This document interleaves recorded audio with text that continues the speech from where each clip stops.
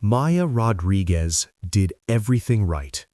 She woke up at the perfect time, ate the perfect breakfast, optimized her mornings, her workouts, her work, her weekends. By 34, she had the job, the money, the body, the routine. And she felt nothing.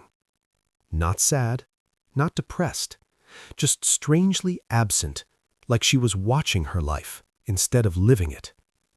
One Tuesday morning, in the middle of a meeting she should have cared about, her manager asked her a simple question. Maya stared at the screen and realized she hadn't heard a single word for the past 30 minutes. That moment changed everything, because it forced her to confront a terrifying truth. You can be incredibly productive and completely gone. This is the story of the woman who stopped racing time and what happened when she finally stayed. Maya Rodriguez had optimized her life down to the second. Her alarm rang at 5:47 a.m., not 5:45, because research said the last 2 minutes of a sleep cycle mattered. She ate breakfast while scanning news, answering messages, and listening to a productivity podcast at 1.5x speed. Every minute had a purpose. Every habit had a metric. She was extraordinary at getting things done. She was also exhausted in a way sleep never touched. By 34, Maya had achieved everything she planned to achieve by 35. Senior software architect, 6-figure salary, smart apartment, perfect routines. Even her relationship ran efficiently. Shared calendars, scheduled quality time, optimized weekends. And yet, it all felt strangely distant, like her life was happening, somewhere just out of reach.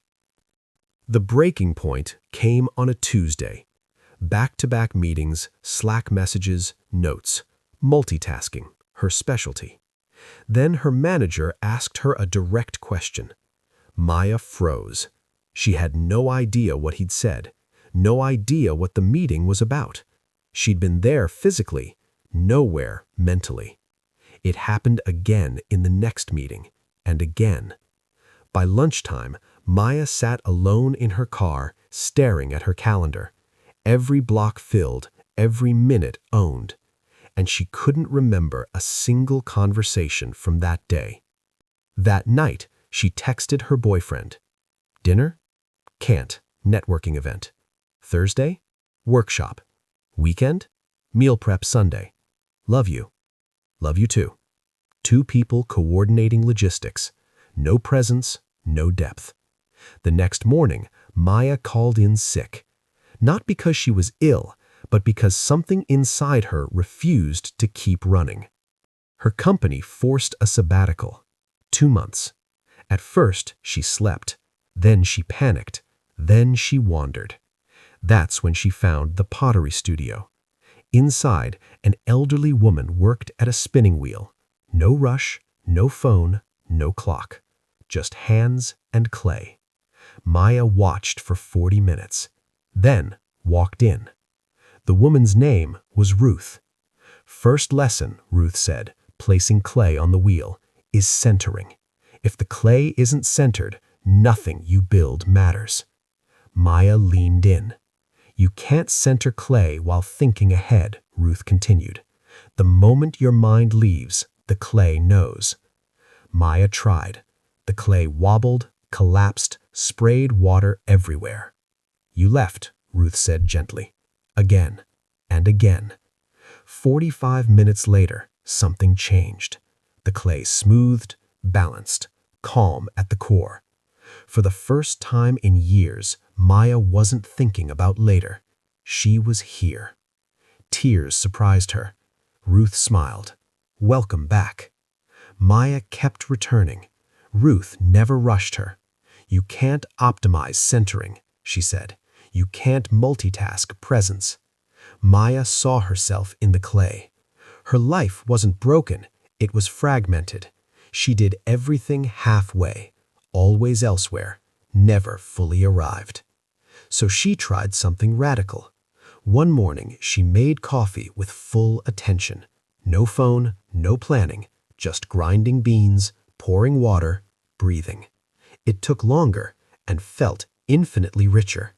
She tried it in the shower, with dinner, with conversations. She asked her boyfriend for one thing. No phones, just dinner. They talked for hours. "I miss you," she said. "I'm right here," he replied. "I know. That's what scares me." Ruth gave her homework. One ordinary task, 5 days, full attention. Maya chose washing dishes. At first, her mind rebelled. Then it softened. She noticed warmth, light, stillness. By day 5, she understood something profound.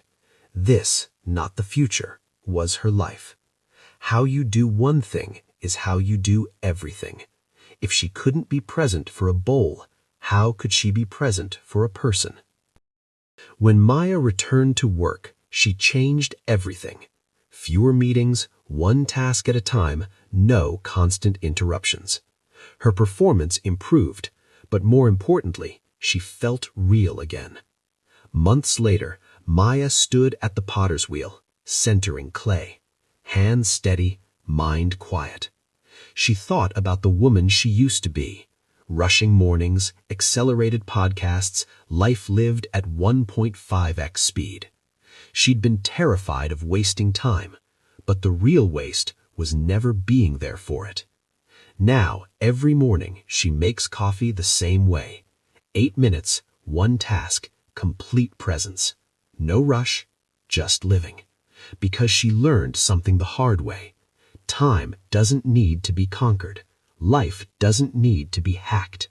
It only asks one thing, that when you're here, you actually stay.